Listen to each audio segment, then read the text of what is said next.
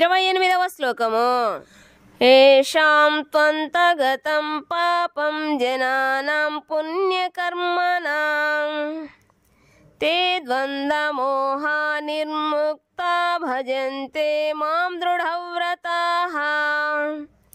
ఏషాం ఎవరి యొక్క తూ కాని అంతగతం పూర్తిగా తొలగించబడినదో పాపం పాపము జనానాం జనుల యొక్క పుణ్యకర్మణం పూర్వ పుణ్యకర్మలు తే వారు ద్వంద్వమోహ నిర్ముక్త ద్వంద్వముల భ్రాంతి నుండి విడువడిన వారై భజంతే భక్తియుక్త సేవలో నెలకొందురు మాం నన్ను దృఢవ్రతాః దృఢ నిశ్చయముతో పూర్వజన్మలలోను ప్రస్తుత జన్మలోను పుణ్యకర్మలను అనుసరించువారు పాపములను పూర్తిగా నశింపజేసుకుని వారు ద్వంద్వ మోహముల నుండి విడివడిన వారై నా భక్తియుక్త సేవలో దృఢ నిశ్చయముతో నెలకొందురు. భాష్యము. ఆధ్యాత్మిక స్థితిని పొందుటకు అర్హులైన వారు ఈ శ్లోకములో పేర్కొనబడిరి. పాపులు, నాస్తికులు, మూర్ఖులు, వంచకులైన వారికి కోరిక మరియు ద్వేషములనే ద్వంద్వములను అధిగమించుట గొప్ప కష్టము. కేవలము ధర్మ నియమాలను పాటిస్తూ తమ జీవితమును గడుపువారు, పుణ్యకర్మలను చేయువారు, పాప పుణ్యముల ఫలములను నశింపజేసుకుని వారు మాత్రమే భక్తియుక్త సేవను అంగీకరించి క్రమముగా దేవాది దేవుని శుద్ధ జ్ఞానమును పొందు స్థితికి ఎదుగా గలరు. పిమ్మట వారు క్రమముగా భగవంతుని పారవశ్యముతో ధ్యానించగలుగుదురు. ఆధ్యాత్మిక స్థితిలో నెలకొనుటకు ఇదే సరియైన విధానము. శుద్ధ భక్తుల సాంగత్యములో కృష్ణ చైతన్యము ద్వారా ఇట్టి పురోభివృద్ధి సాధ్యపడగలదు. ఎందుకనగా మహాభక్తుల సాంగత్యములో మానవుడు భ్రాంతి నుండి విడివడగలడు. ఎవరైనను నిజముగా ముక్తిని వాంఛించినచో వారు భక్తులను సేవించవలనని శ్రీమద్భాగవతము 5:5-2 తెలుపబడినది. మహత్సేవాం ద్వారమా హుర్విముక్తే. కానీ భౌతిక భావన కలిగిన భౌతికవాదులతో సాంగత్యము కలిగిన వాడు జీవితము యొక్క అంధకారబంధరమైన ప్రాంతమును చేర్చు మార్గమును అనుసరించిన వారగుదురు. తమోద్వారం యోషితం సంగి సంఘం. బద్ధజీవులందరినీ భ్రాంతి నుండి ఉద్ధరించుట కొరకై భగవద్భక్తులందరూ ప్రపంచమంతటా సంచరిస్తుందురు. శ్రీకృష్ణ భగవానునికి దాసులమనే తమ నిజయ స్థితిని విస్మరించుట అనేది ఆ భగవంతుని శాసనమును ఉల్లంఘించుటయేనని నిరాకారవాదులు ఎరుగలేరు. కనుక మానవుడు తన నిజస్వరూప స్థితి అయిన శ్రీకృష్ణుని సేవలో పునఃప్రతిష్ఠితుడు అయ్యేంత వరకు ఆ దేవాది దేవుని అవగాహన చేసుకునుట గాని దృఢ నిశ్చయముతో దివ్యమైన అతని భక్తియుక్త సేవలో పూర్తిగా నిమగ్నుడై ఉండుట గాని సంభవించదు. 29వ శ్లోకము. జరా మరణ మోక్షాయ మామాశ్రిత్య యతంతి యే తే బ్రహ్మ తద్విదు కృష్ణమధ్యాత్మం కర్మ చాఖిలం.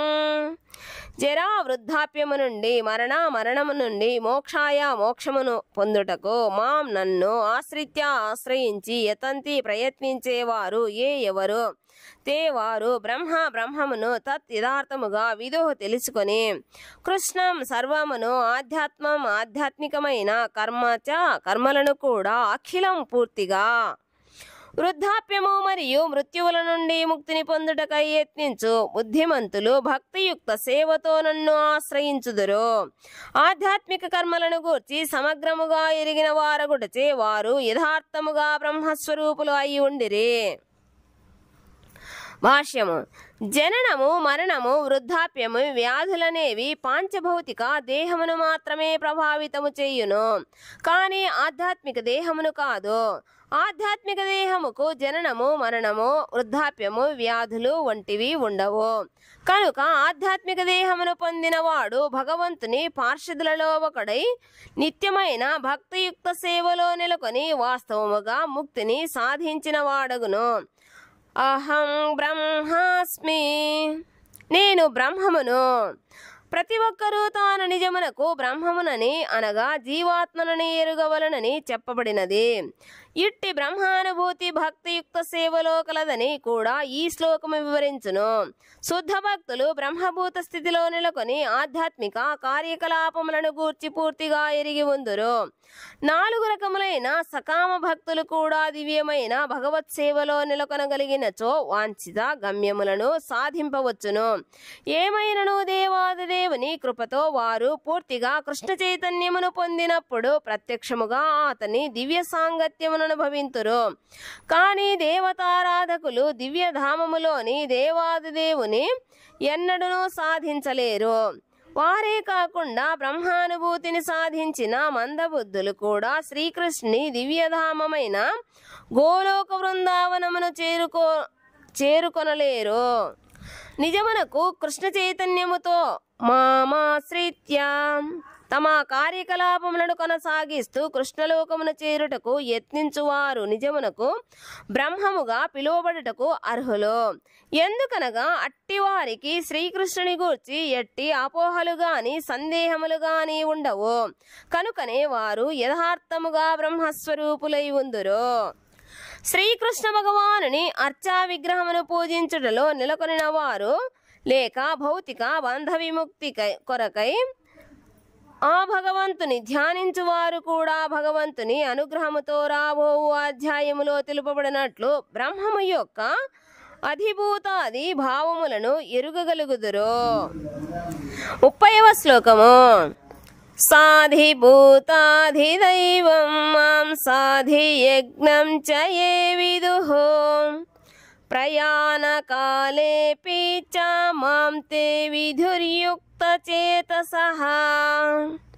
సాధిభూత భౌతిక జగత్తుకు అధిపతి, అధిదైవం సమస్త దేవతలకు అధిపతి, మాం నన్ను, సా అధియజ్ఞం సమస్త యజ్ఞములకు అధిపతి, చా కూడా ఏ ఎవరు, విదుః ఎరిగిన వారు, ప్రయాణకాలే మరణ సమయములో, అపి కూడా చా మరియు, మాం నన్ను, తే వారు, విదుః ఎరిగి ఉందురు.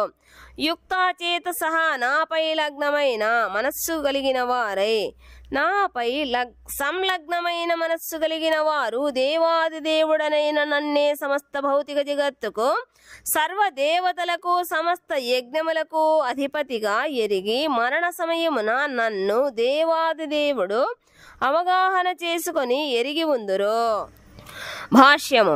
కృష్ణ చైతన్యములో వర్తించు వ్యక్తులు దేవాదిదేవుని పూర్తిగా అవగాహన చేసుకును మార్గము నుండి ఎన్నడూ వైదొలగరు.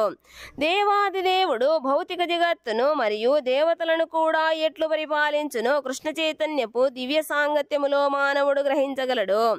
అట్టి కృష్ణ చైతన్యపు దివ్య సాంగత్యములో మానవుడు క్రమముగా దేవాదిదేవుని పట్ల పూర్తి విశ్వాసమును పొందును. అట్టి కృష్ణ చైతన్యవంతుడు మరణ సమయములోను శ్రీకృష్ణుని మరువబోడు. అట్లు సహజముగానే అతడు దేవాదిదేవుని కృష్ణలోకమైన గోలోక బృందావనమును చేరుకోగలుగును.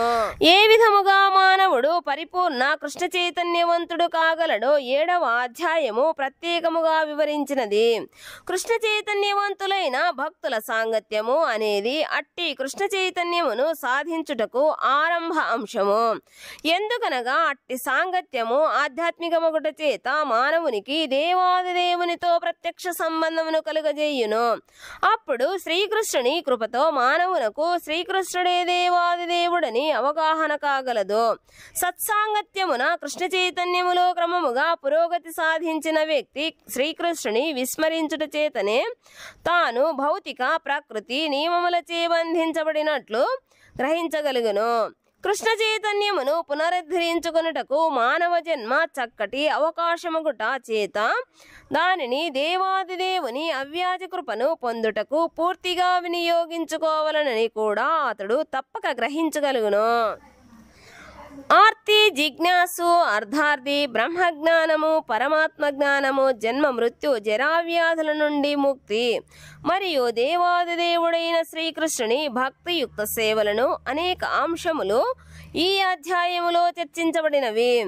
ఏమైనను కృష్ణ చైతన్యములో పురోభివృద్ధి సాధించిన వాడు వివిధ రకాల పద్ధతులను లెక్క చెయ్యక కృష్ణ చైతన్య కార్యకలాపములలోనే ప్రత్యక్షముగా నెలకొనును. ఆ విధముగా అతడు శ్రీకృష్ణుని నిత్యదాసునిగా తన నిజస్థితిని వాస్తవముగా సాధించగలుగును. అట్టి స్థితిలో అతడు భక్తితో శ్రవణ కీర్తనలను చేయుటలో దివ్యానందమును పొందును. అతడు అట్లు చేయుట ద్వారా తన లక్షణములన్నీ సిద్ధించునను విశ్వాసముతో ఉండును. దృఢ నిశ్చయముతో కూడిన అతని అట్టి శ్రద్ధయే దృఢవ్రత అని పిలువబడును. అదే భక్తి యోగకు లేక దివ్యమైన ప్రేమయుక్త సేవకు ఆరంభమని సకల శాస్త్రముల నిర్ణయము. అట్టి శ్రద్ధ యొక్క నిశ్చయ సారాంశమే భగవద్గీతలోని ఈ 7వ అధ్యాయము.